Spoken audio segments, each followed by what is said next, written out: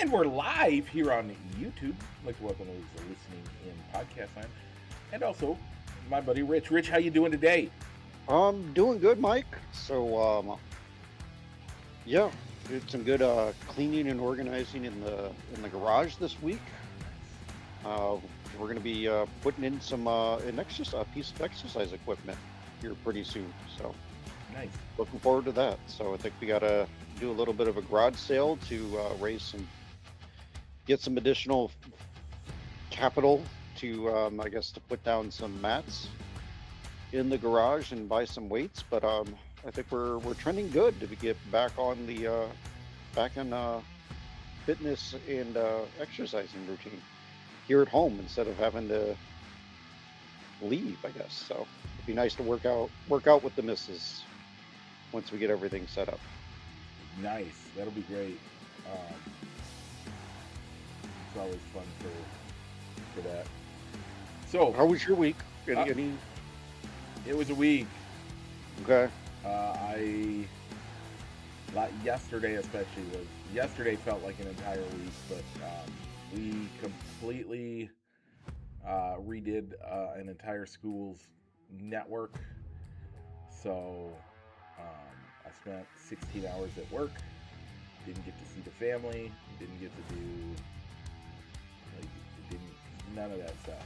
But thankfully, we had pretty crappy weather yesterday. Hmm. So with the crappy weather, it meant that we didn't lose. Um, we didn't have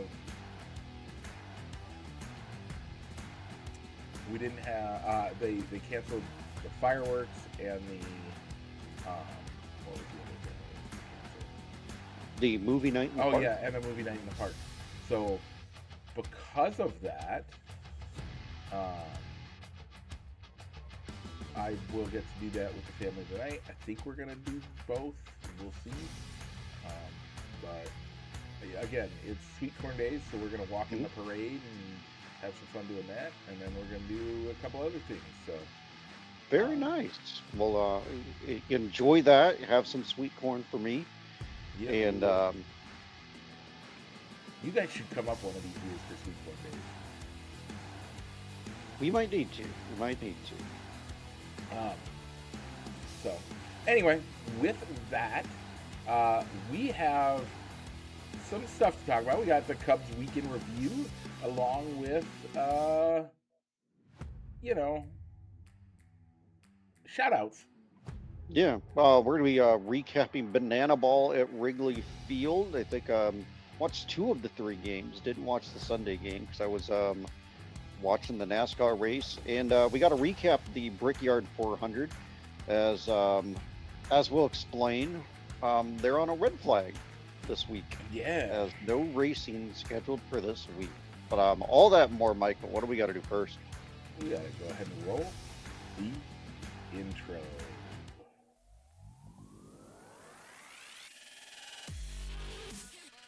Broadcasting live from somewhere in Iowa. This is Balls and Sticks, the podcast, with your hosts, Mike and Rich.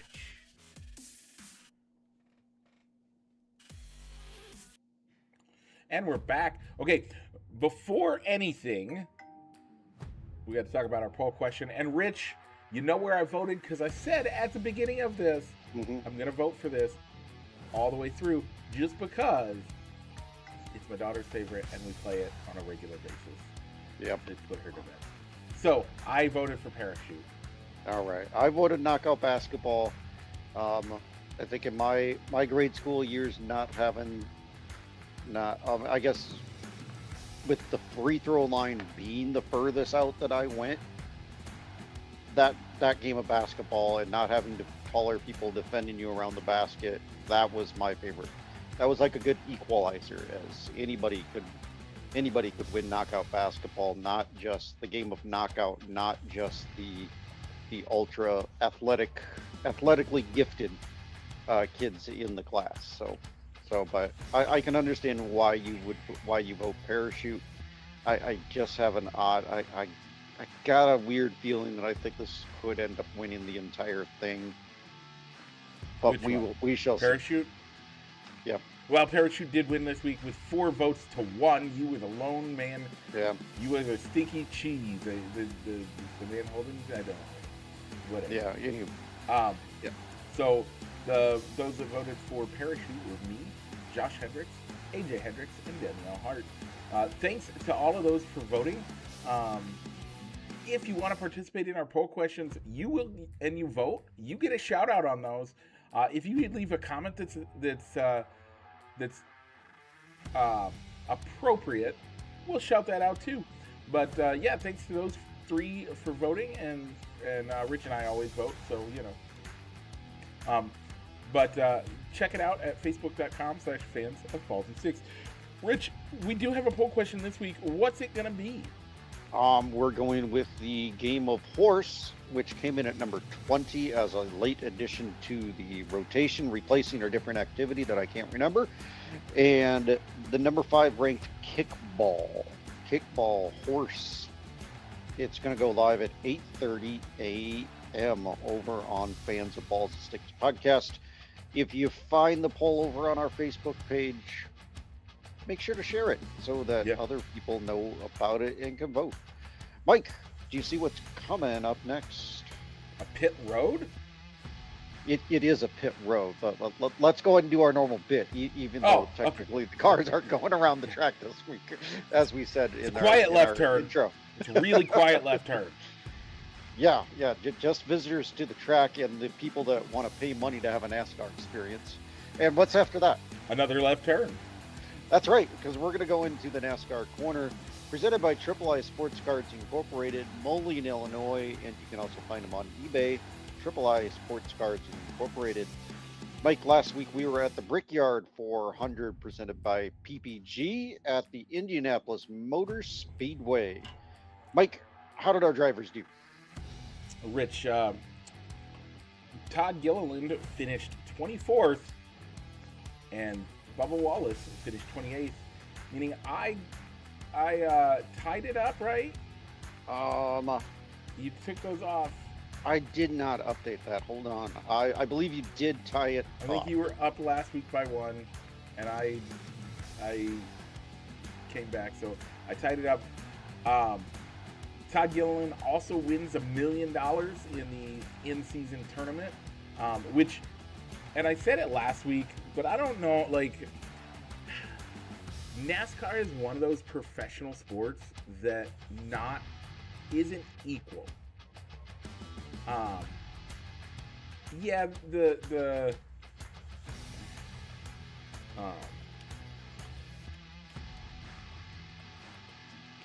not equal. The salaries. No, I would imagine even the salaries, even amongst your team drivers, probably aren't level. I would imagine. So,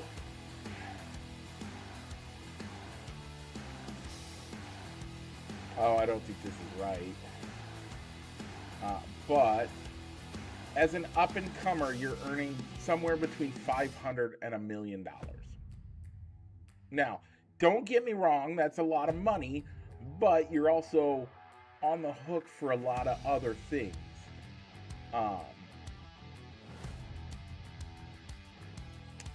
So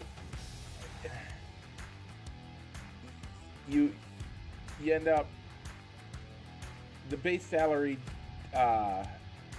anyway, so because of that, $1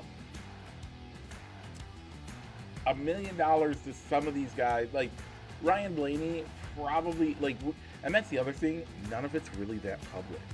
NASCAR is one of those weird spots where they don't publicize how much people are making. So not all the teams are forthright with it, so we don't know exactly. So it's only that they sign. So really, with their contracts, it's just they sign an extension for X amount of years. And dollars. They get dollars. Put in the dollars? They do get dollars, but what the dollars are, they don't publicize how much people are making So we don't like I don't know we couldn't. It would be hard to look up how much Chase Elliott makes versus how much uh, how much Corey Haim makes regularly. Now the other side of that is that a lot of they get prize money when they win.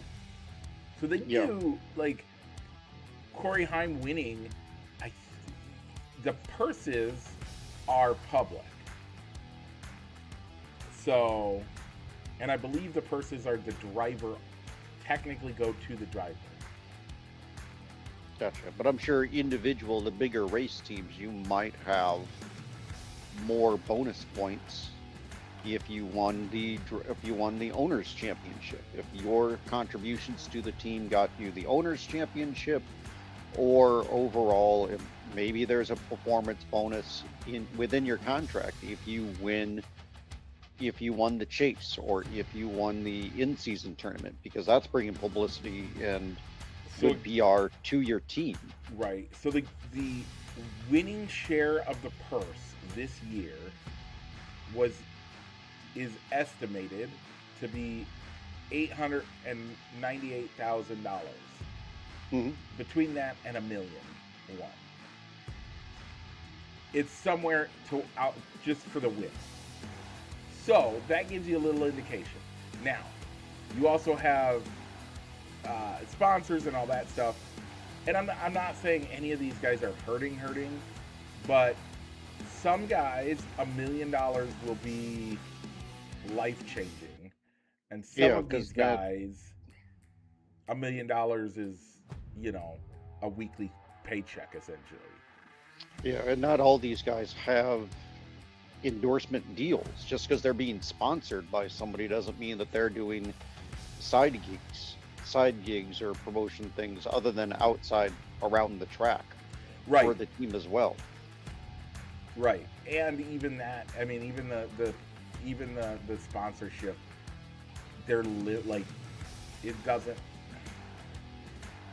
depending on your tier, means you get so much. Like, how much did you know about Corey Haim before this week? Not much. How much? Not much, other than he also won the San Diego race, but not much. He's just, to me, before the San Diego race, I think he was just another guy. He was an extra car that was added to the race, since he's a part-time driver. Yeah. That's all he was to me. And within the San Diego race, hearing them talk about how he's going to be in the 35 car, replacing being the third car for Jordan Hamlin next year. Yeah. So it's a lot of craziness going on, but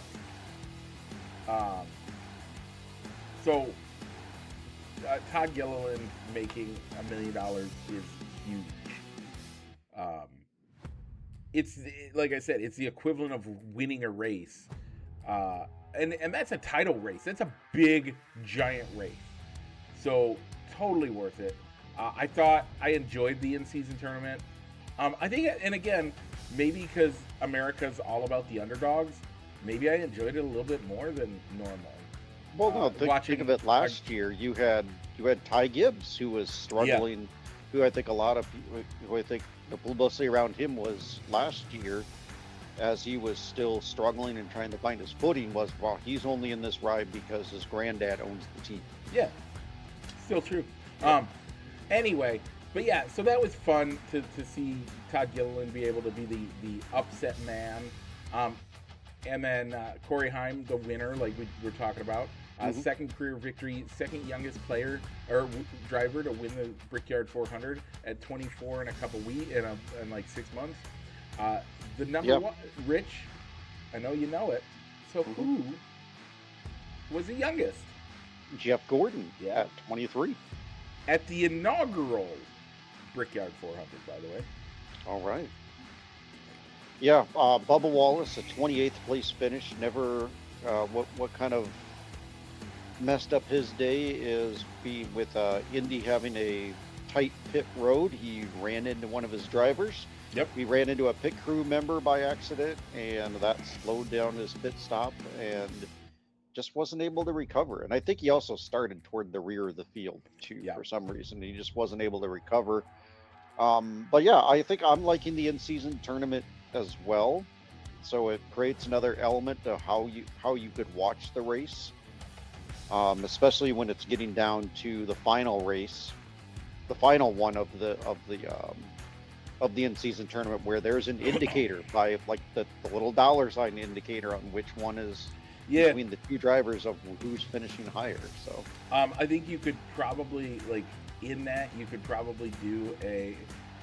I think it would be more fun um, to do it in a way that like in the season while you're doing it to indicate like if they're both green, if they're both red, those are the two going against each other. Do something like that. not just a little dollar sign icon on the Just between the person.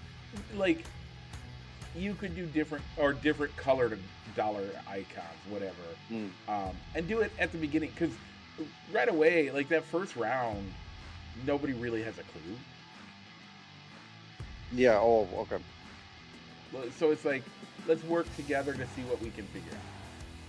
Yeah, I think the only thing that's kind of taken away from the in-season tournament is that they still, it seems like, which you have to do it as well, but it's just seemed odd that if the guy, it seems like the victor of this in-season tournament, his victory lane celebration, his celebration of them recognizing him as the winner of the tournament, you just won $1 million, takes away from the victory lane that the driver that actually won the race gets.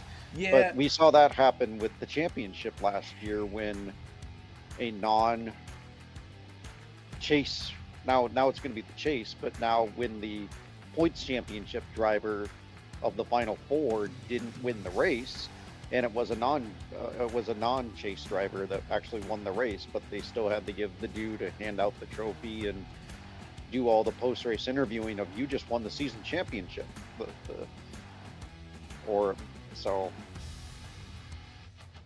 you're gonna have that. You're gonna have those moments where they're celebrating a guy that finished 24th, and taking away from of the in-season or post-race interviews with the guy that actually won the race. Yeah, and then I think again, I think that's a valid statement there. I think there's plenty of. I mean, there's always going to be that weird, how does this work thing, and it's going to happen, and they make it work. I would like to see, like, I'm sorry, if I won $1 million, I'm doing burnouts. Like, I am 100% doing burnouts. Especially somebody like Todd Gilliland, who isn't in the winner's circle very often, who doesn't really get that moment to do burnouts and celebrate like that. Yeah, like I'm doing burnouts. That's just gonna happen. So it's gonna happen no matter what. And if somebody has a problem with it, sucks to be dead. Okay. Yeah, I like that sentiment too. I hadn't even thought about that. I mean, yeah, you don't get you get time in a victory lane type of celebration no matter where you finish if you won this in-season tournament, but you're not getting that on-track celebration unless you were to also win the race. All right, Mike. So speaking of our standings, because we haven't done it in a while, let's take a quick check-in on Fantasy NASCAR in 36 for 36, since we don't have a race to predict this weekend. Since it is a bye week for the NASCAR world this week. So Rich, the 30 I'm jumping in the 36 for 36 right now, so if you want to get in the yep, I'll do the regular fantasy NASCAR. So Rich, 36 for 36, you are up 651 to my 632. Yeah, I accidentally missed a week as I forgot to make a prediction for North Wilkesboro. All right, on the fantasy side, Mike, Mike, you are in third place with 30 Got to get my old man. 36.51. Thank you. Dupo is the man in the middle with 39.11, and I have a very commanding lead of 44.01. What's weird about it is I don't think I've missed a week. I've just had pretty terrible picks. Well, eventually you gotta pick the guys that are probably gonna be finishing in that 50, 15 and below, because you're running out of drivers, depending on how you selected your drivers early in the year. Well, I've been very cautious about not overusing it. I think they reset at the Chase, which is in I think they do 4 weeks. I think they restarted the Chase. I know when they had the NASCAR playoffs, they restarted. So we'll have to see how Fantasy NASCAR handles that this year. Because I think I'm on Blaney. I think I only have like 2 more Blaney uses left. I think Denny Hamlin's another guy where my uses are getting low. So Rich, I don't know. Did we do a league or did we not do a league for what? And we never did it. Wow, that was terrible. Rich, you destroyed me in the in-season challenge. I did? I didn't think so. 310 to 170. Wow. I thought it was terrible since my champion got knocked out in the first round. Because I think I chose... Oh, who did I choose? Yeah, I chose Denny Hamlin too. I think I had Denny Hamlin and somebody else that got knocked out really early as my championship. Well, I picked Denny Hamlin. Tyler Reddick got knocked out in the first round. Yeah, it was Tyler Reddick that I picked to win it all over Denny Hamlin. Hocevar got knocked out in the second round. Daniel Suarez got knocked out early. Again, and that was at a road course. That was the thing, wasn't it? Yeah, because you had Sonoma. The road course. So Sonoma was for the first week. Well, so if you picked SVG I think did win. Yeah. But like then Ryan Blaney beat him in the second round. Not unusual. But it's like, yeah, I did terrible. Which is weird because, like, I had all but one correct in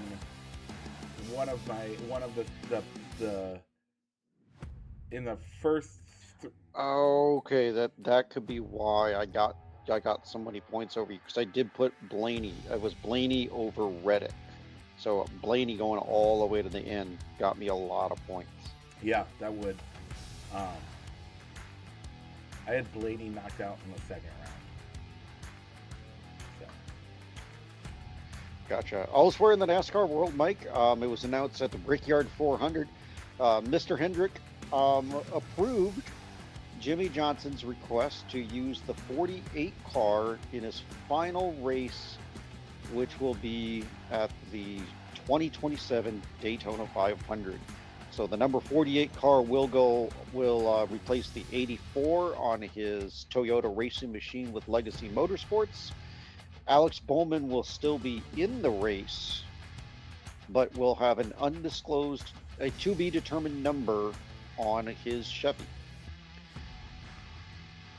Yeah, I think that was awesome. It's fitting. It is sad that I only have one more time that I'm gonna get to say Jimmy Johnson. Yeah. What will you take, Jimmy Johnson? I mean, that's not a bad pick, because you never know. Anything can happen on a Daytona race, and so yeah, I fully expect. I will give you the honors of that. I'm sure I wouldn't pick Jimmy Johnson, but I will fully give you the honors to be able to say one more time, Jimmy Johnson, for your race pick that week, if you remember to pick him that week. So yeah, we'll see. All right. So no NASCAR this week, um, as the as they gave the drivers a week off. Next week, the racing shifts to the USA Network with select races on NBC. So next week we'll have a pick for the Iowa Corn 350 out at the Newton Speedway. Mike, go ahead and give our sponsor, our unofficial sponsor, one more shout out before we go over to the Diamond. Which, by the way, you forgot your sponsor that you I have did.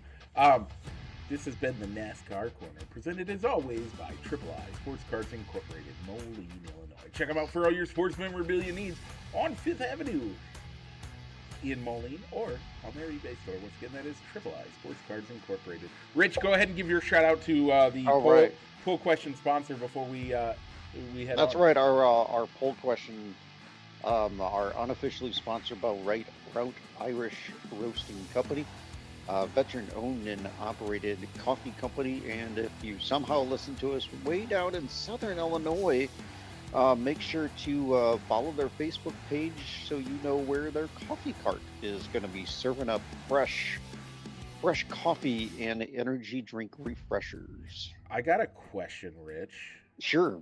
And maybe you need to reach out to him. Like, I don't know how close you are with the guy, but could you tag them in the poll question to see when you put the poll question up to say like at Route Irish Coffee Brewing Company, or roasting company. Sorry, roasting company. Poll question of the week is, and do it that way. I am not that close with him, to be honest. Okay. If you do it, and would he let you know that that's not acceptable? I don't know. Okay. Go ahead and put it on there. What's the gonna hurt? Or do you not feel comfortable with it? I would rather not. Okay. All right, Mike. So this week the Chicago Cubs had 2 with Pittsburgh from show to show, 4 down in St. Louis with the Cardinals, and then had the Yankees in town for their usual 1:20 Friday game. Mike, how'd they do? So they had they won 1 against Pittsburgh, 3 against St. Louis, and lost yesterday, which means they got to our 4, and thankfully it was against St. Louis. Yeah, I felt that should have been a sweep against St. Louis. Yep. It was really weird going. I had the game on the radio, put a sleep timer on the Odyssey app, and right as I'm getting comfy in bed and getting comfortable in bed, PCA hits the homer in the top of the 10th. I'm going to bed thinking, all right, we got this 2-run lead even with the ghost runner. Yeah. There's no way you blow that. I wake up 3-2 Cardinals victory. Yep. 3-2 Cardinals victories. Really? Yeah. Yeah, another proof that the Cubs need to go out and get some bullpen reinforcements so that, I don't know if I fully agree with the sentiment. Well, if we had a closer, that lead wouldn't have been blown. It was like, no, your closer would have pitched the top of the 9th to get you to the 10th. Would have pitched the bottom of the 9th to get you to the 10th. And more than likely, most closers aren't going to go a second inning.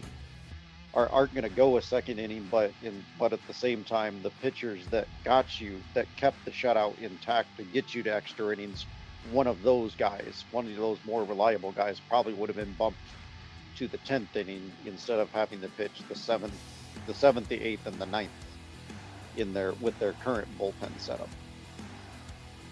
Yeah. It's been, I don't know.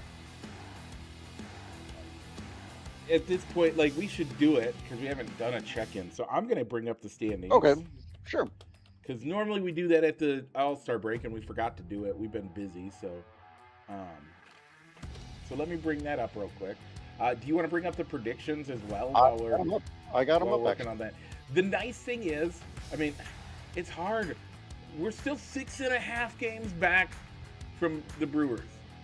Yeah, and we both said that the Cubs would get the division. 6.5 games back. It's not insurmountable by Hmm. any means. There's still plenty of baseball left. But we're at a 560 winning percentage. Like, Yeah. that's a good winning percentage. We're more Are- than 10 games above 500. Hmm. Like, we are playing really well. It's just that the Brewers are at a 624 winning percentage. Yeah, the odd thing is Mike, is we both of us said that the Brewers wouldn't make the playoffs this year. I didn't think they would. I didn't think they would either. They traded their ace to the Mets, and they keep on churning out those good rosters. Crazy thing with the National and American League right now. All right, Mike. In timeout, real quick. Okay. I'm just gonna put this out there. In the National League, the Cubs don't win one division. Okay. In the American League, they win 2. If I had to guess those two, I'm sorry, I'm they gonna win. say- They just barely lose out to one of them. Sorry. okay. So I'm guessing that they would lead the American League West and Central. Yeah, they'd be like a half a game back from the White Sox. Okay. But And speaking of the American League Central, would you have thought that the Chicago White Sox would be the team winning that division? what is going on this year? The Asterix are winning in the South or in the West. Yep, we both had the Mariners. Where are the Mariners at in the They're in standings? third. They're 3 games back. All So right, that's going not back terrible. to the AL Central, we both had the Tigers winning that division. They are 6.5 games back. Again, not insurmountable, but That team, but where they end up happening, how they close out the season could depend on what the team decides to do at the trade deadline. As their ace Tarek Skubal is up Yeah. on the trading block, as well as I think their number 2 starter Casey Mays. did I I've see? heard as being rumors. Dude, I thought I saw something about Scooble in Wrigley. Rumors that they're willing to consider him. There's been no talk on who could be traded there, who could be traded. And to finish out the American League, Mike, you put the Yankees winning division. I went with the Blue Jays. So the Blue Jays are in dead last with 8 games under 500.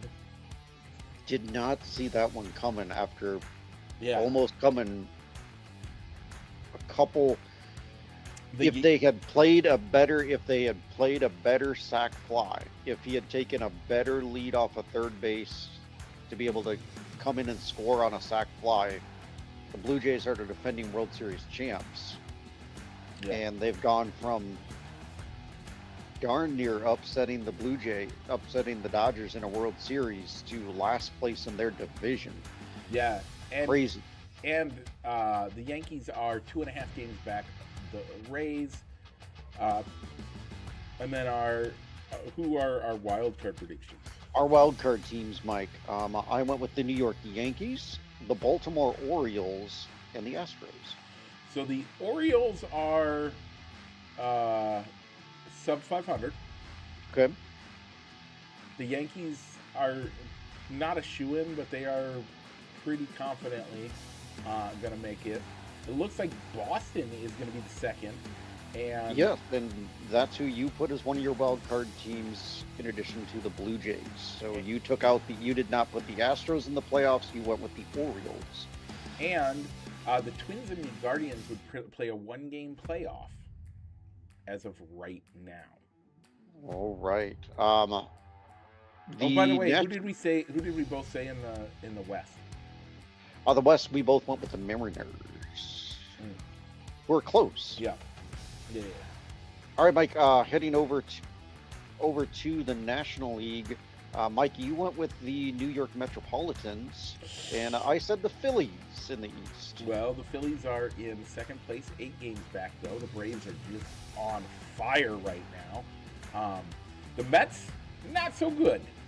Okay, yeah, the Mets are going to be another team to watch around the trade deadline, as I think that's a lot of teams are going to be getting. A lot of players are probably going to be getting calls from the traveling secretary, as they're going to have to make travel arrangements to go to their new teams. Yep. So and Mike, the just, West, yep. the West, how many games are the Dodgers up? 11. Okay. Wild card teams, Mike. We both said the Braves would make the wild card, as well as the Padres. Both. The Padres don't. Okay. Right now, so your division winners in the National League would be the Braves, the Brewers, and the Dodgers. It'd be the Diamondbacks in first wild, Phillies in second wild, and Cubs. Or no, sorry, it's Cubs first, Diamondbacks second, and Phillies third for that. Yes, you gave a wild card spot to the Phillies. I gave one to the Mets, and so yeah. So still feeling pretty good. Obviously, Mike, you had the Dodgers over the Blue Jays, and I said the Dodgers over the Mariners. Yeah. Both of our AL teams aren't looking, as of right now, they would not be making the playoffs. So looking over the schedule, looking at the American League teams, who do you most feel confident with? More than likely going up against, and maybe this is a question for next week. Let's put this on the back burner and go. I'm not here next week. Oh, okay.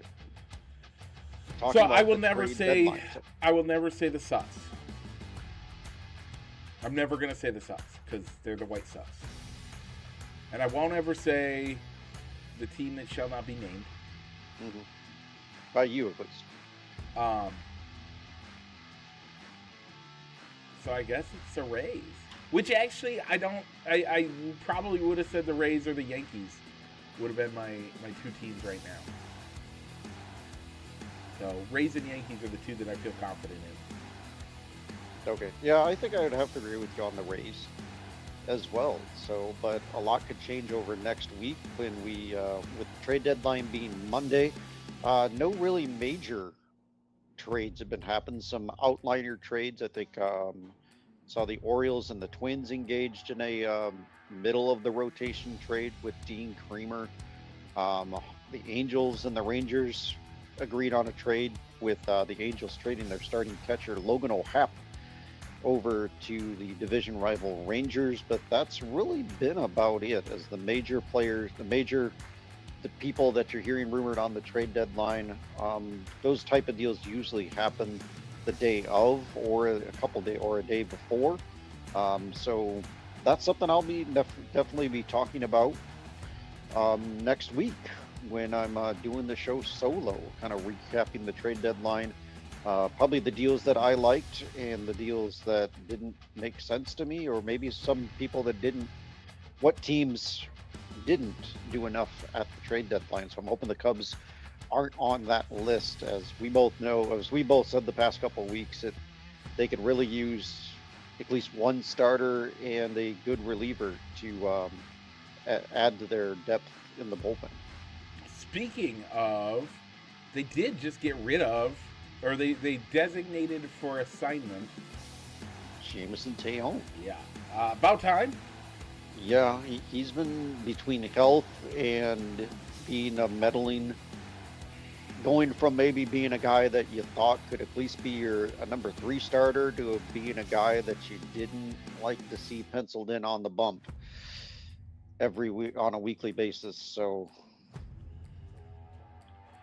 not good riddance, but at least they're clearing up a roster spot to make room for hopefully a trade deadline acquisition. Yeah. All right, Mike. This week they have 2 with the Yankees, which if you can catch tonight's Saturday game over on Fox for Saturday baseball. Then they welcome the Dodgers in the town for some weeknight work week night games at Wrigley Field. the Jays come back into town for a makeup game on Thursday afternoon before they head out to Kansas City. A lot of games. The Yankees and the Dodgers are going to be tough. They will. And depending on trade deadline stuff,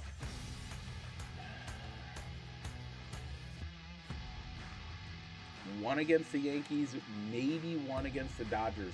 I don't know. That's going to be hard. And then one of the other two. I got to go 3. Right now, 3 I'd be happy with. Okay. I'm going to go 4. I'm going to go with they split with the Yankees, which would make them lose the series, but split with the Yankees from show to show. I'm going to go 1 against those Dodgers. And I'm going to say that they take they take the momentum.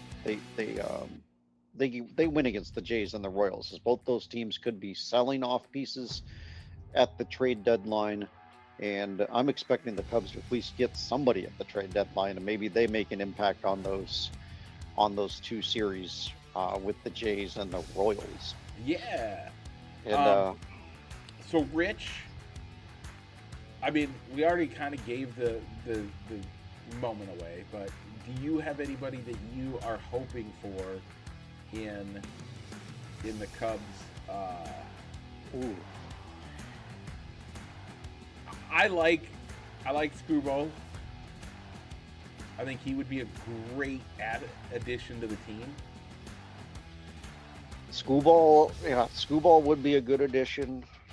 It's going to take some prospects, and you're probably not going to get him back next year, as he's represented by the Boras agency, and we all know that Scott Boras does not negotiate in season, or he takes full advantage of the open market, and he doesn't give hometown discounts.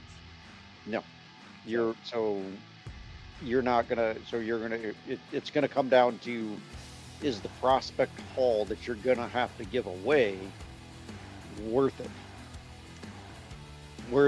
Worth getting the ace that this team doesn't have. Your 3 starters would be lefties in that case, but Screwball's a really good reigning Cy Young Award winner. I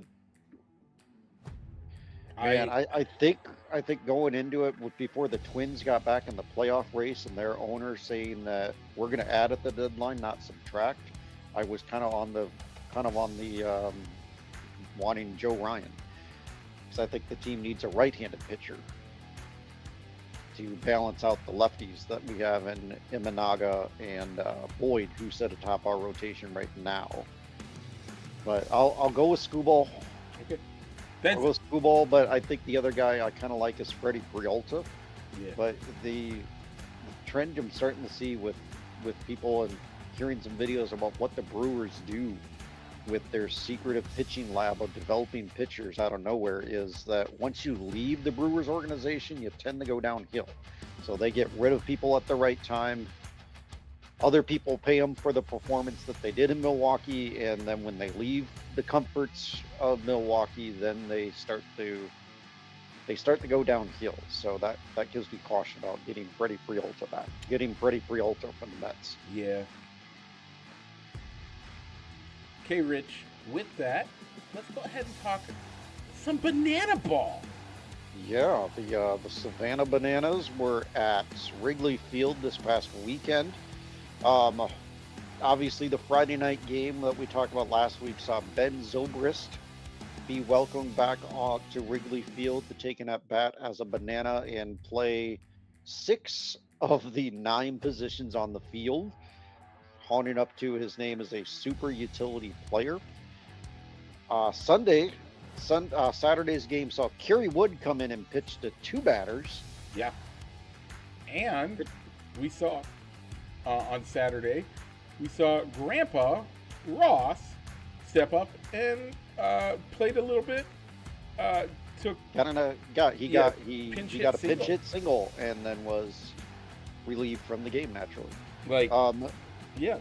And awesome. Then Sunday, Rick Sutcliffe pitched an inning, got the pitch an inning, and they also reenacted scenes from the Rookie of the Year with a with a video of an altered video of actor Thomas Ian Nichols or Henley Roland Gardner throwing out a runner from the center field bleachers, and then the owner and the coach having that moment of, get me that kid, and then introducing him to pitch, slipping on a ball on the field, putting his elbow back into place, and then doing the moment of reenacting the floater pitch. I got nothing.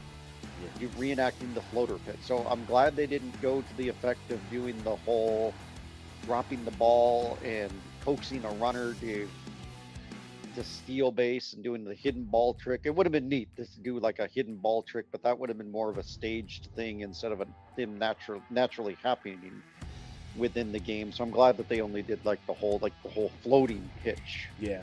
And didn't have him mic'd up to say, "You gonna run? You chicken?" No, I'm not chicken. Going that far and reenacting those scenes, because then obviously that's a Then you're doing more of staged things instead of. So I do have a random question, because I didn't watch it. Do you know when they did that? Did they have? So obviously the guy. Did he get a strike, or did he like? I think he did get. I saw the highlights, the video montage that they made of the entire reenactment of with the Henry Roland Gardner scenes. I didn't watch the game live on the Sunday because I was watching the NASCAR race, and forgot to do a picture-in-picture. Yeah. But I believe he did get a strike off of the floating pitch. It wasn't off the floating pitch. It's just hard because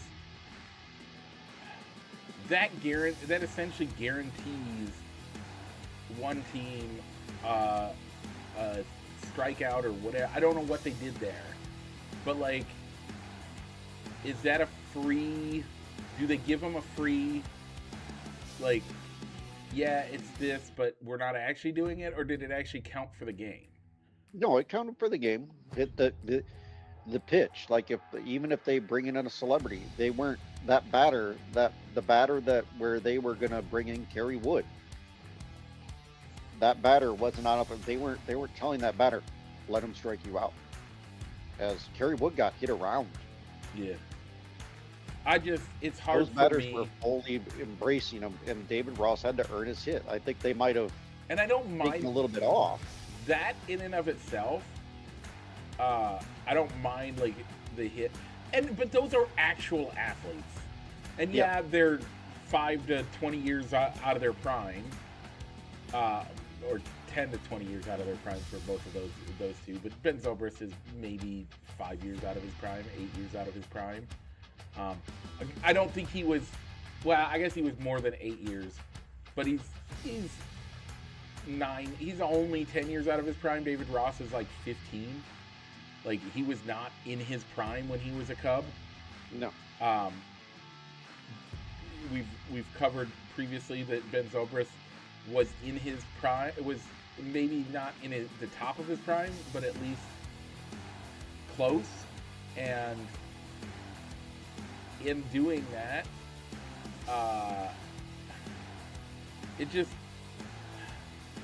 it's hard, because I don't think, like, the actor doesn't have any real. No.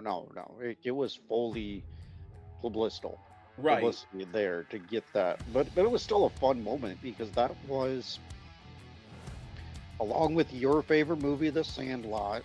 Yeah, and Little Big League. The Rookie of the Year was one of those 80s, 90s. Late 80s, early 90s movies that were marketed towards kids. So, and even in 93, by the way. Okay, and I think yearly Thomas Ian Nichols comes out and throws the first pitch and sings the 7th inning stretch. Yeah. At a Cubs game. Yeah. So I thought it was a good move to get him, to bring him out, to incorporate him into the banana ball. Yeah. Experience at Wrigley Field. I just, part of the problem I have with that is Um, but banana ball will never, and I do repeat, never Mm-hmm. be considered a real sport if they continue to um, allow things like this. It is Just that it is on par with. It will be on par with, and um, with wrestling. It just will always be that because it's purely entertainment.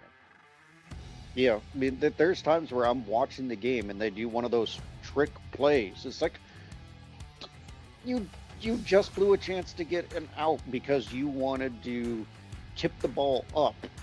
You wanted to tip the ball up, and oops, you tipped it too far. And what should have been a routine out as a pop up, you tipped the ball up with your glove to make it a harder play, or a tip drill with a teammate that oops lost track of the ball as well and didn't catch it, and now the guy's on second base instead of what should have been a routine out, or Yeah. trying to do a backflip catch or a backflip catch.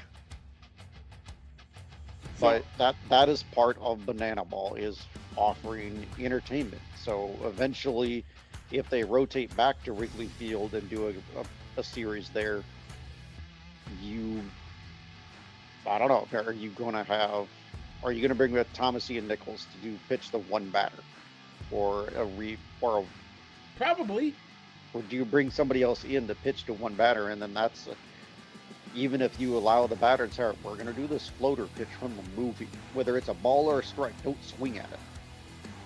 But or it's a real game, and hey, they got a hit off of the celebrity that came into they got a hit off the publicity stunt player. but again, I go back to the fact that it's not a real. I enjoy it, and I'm not saying these guys aren't athletes. I'm not saying any of that. Same way that I would never say that wrestlers are not athletes. Wrestlers are amazing athletes. WWF guys are top tier athletes in America. The problem is it's not a sport. It's entertainment. And as much as Jesse Cole talks about how he wants to expand this and make it the biggest sport in America, it will never be if your quote unquote pro teams always have or do these things where they have these celebrities come in and make actual at bats or actual whatever. It just, I'm sorry, I will never say that it's a real sport as long as that's going on. And that might be mean and that might be harsh, but if you and I make it rich, if we become famous enough that we can and are allowed to get invited to a banana ball game, to an at bat.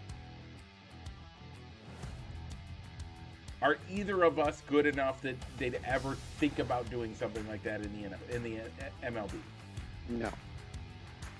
So banana ball can't be considered, like, I'm sorry, it just can't. As much as I love it. But yeah, I mean, I don't know if you'll ever see. I guess I can understand where he's. I want this to be the biggest thing in the nation or in the world. I don't know if I can get on board with them.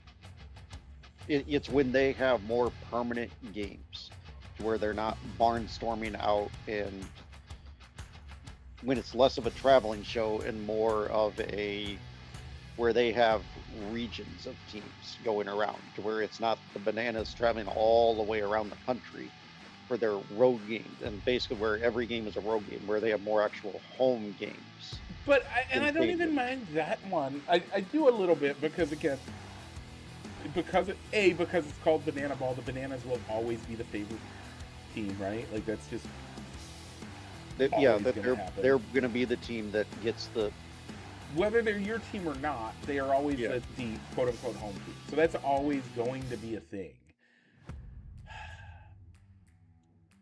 But you're right. It's I don't know. I don't know what we're accomplishing with talking about it that way. Well, probably not.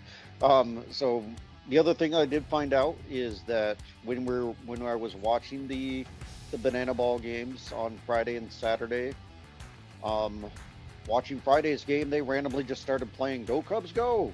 It's like the Cubs aren't at home, and that was something that Jesse Cole even mentioned in his post. It was along with like the fluff pieces. It was so great to sell out Wrigley Field, and we can see why it's one of the last great cathedrals in baseball, and it was great being to experience that. And he made a reference to, and it was great being able to experience and be a part of 41,000 fans all singing "Go Cubs Go," Wrigley Field tradition. So that led to me putting a comment on the post saying that, well, actually, take me out to the ball game is more of a Wrigley Field tradition, as "Go Cubs Go" only gets played if they win. Yeah. And someone did comment off of that post saying that, oh, I was at Friday's game. They played that after they announced that the Cubs won. So it wasn't just the DJ randomly selecting the song, which is what they did when we went to the game out in Des Moines. And I love that. 3 years That ago. actually to me That was a good touch. That's how you do it. If you're gonna I would even say if you're at an Iowa Cubs game or a Tennessee Cubs Smokies game, or if you're at one of those events and that's what you're doing, yeah, then I would say yes, you deserve like wait until you have it, and then once you have it, boom. or you're a Cubs affiliate, whether you're called the Cubs or not. I was the South Bend Cubs, Yeah, but obviously the Iowa Cubs. I would be okay with them playing the "Go Cubs Go" because you're a Cubs affiliate. Embrace it that you're a Cubs affiliate. Your team won. Play "Go Cubs Go." yeah, no, I totally Um, agree. The seventh inning stretch, however, one commenter off my post did put that they did that as part of at the pregame show party as a sing along, but did not do it within the ball game. So whether that's Why? but did not do it in the ball game. Why? So Like, Alright. I'm sorry. Like, yes, it's a Wrigley tradition, but it's a baseball tradition. yeah, I don't know, but they do Like, they do It is they a do hi, big- hey baby and lean No. on me instead. But yeah, no, if you are doing no, I did this one. I'm not gonna say it's unacceptable, but yeah, every you're gonna team in use- every team in baseball, all the way down to the minor leagues, Yeah. does take me out to the ball game. and they It's might not as add big as something, what- and you might like if you're in Wisconsin, go ahead and immediately afterwards roll out the barrels. Yeah. If you're in Houston, you do deep in the heart of Texas. Yeah, you played deep in the heart of Texas as well. Like, that So. is. And somebody did comment on it saying that, yeah, I was at the game on this day, and seventh inning I got up in between the seventh inning getting ready to sing the stretch, and then they didn't play it. So yeah, I was kind of disappointed by that. Yeah, Even if it's not a part of like your normal game day experience within Banana Ball, you thought that they would have incorporated that in at Wrigley Field. You could have easily had Jesse Cole somewhere within the stands lead the stretch. Also, that's 100%. Why wouldn't you have Jesse Cole leading that? Like that to me seems 100% like a Jesse Cole perfection thing. Even if you want to make an announcement of, instead of doing this, which is we normally do at a Banana Ball game, because we're at Wrigley Field, let's sing "Take Me Out to the Ball Game." I mean, I think they should do it at every game. Like that's Unless they're saying that, well, we're more than a ball game, we're a banana ball game. You could have easily have subbed in. You are Easily willing. have taken away the mic on the root for the. You could have let the crowd blurt out whatever they wanted, whether it was Cubs or bananas or firefighters, or modified it. Take me out to the banana ball game, if you really wanted to. Well, but it's still a ball game. Yeah, it is a ball game. Yeah. Okay. Oh, well. With that, let's move on because we are at the hour mark. I was confused if we were even going to make that, and I know. turns out we were well able to. So with that, Rich, any other? So that gets that out of the way. Not next week, but the week after, we're going to start talking Bears wins-loss records. We're going to start talking NFL. So gear up, folks. Football season is upon us. Less than a week away. NFL football preseason will be played. The Hall of Fame game is what, next week, next Friday? Yeah, I think so. Let's go. All right, Mike, do you have any shout-outs before we wrap up the show? You know, we did it last week, but I'm going to do it again. I am so thankful that God's hand of protection was on Joe Perry all those years ago. His life date was the 29th, and just chatted with him a little bit. Shout out, Joe. Thank God that he's alive. Things might not be going exactly as planned in his life, and that's okay. But he has life, and that's the important part. With that, I don't think I have any others. I will give a shout out. Solomon and Liz get married a week from today.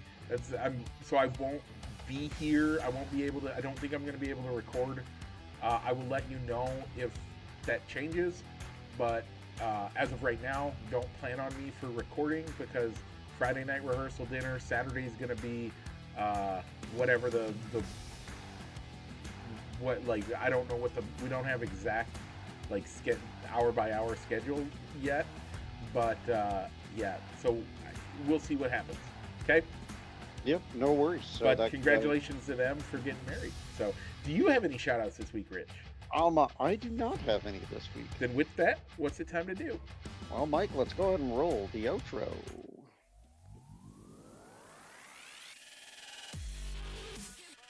Broadcasting live from somewhere in Iowa, this is Balls and Sticks, the podcast, with your hosts, Mike and Rich.